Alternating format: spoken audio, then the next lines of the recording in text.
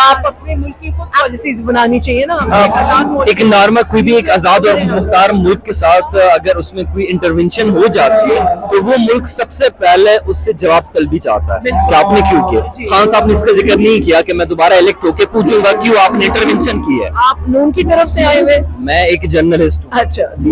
کیا ایک نیوٹرل سوال پوچھنا آپ نون کی طرف یہ ایک بڑا غلط رویہ ہے. میں صرف اور صرف ایک جرنلسٹ کی حیثیت سے سوال پوچھ رہا ہوں کہ کیا جو ایک پوائنٹ آف ویو تھا اگر عمران خان صاحب آ جاتے ہیں تو کیا وہ دوبارہ پوچھیں گے؟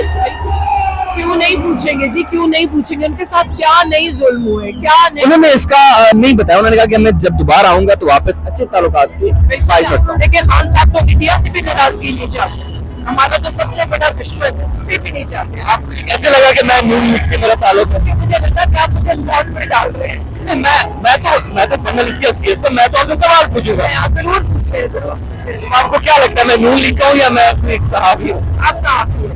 آپ پکا ہے؟ چلو بہت بہت شکریہ. آپ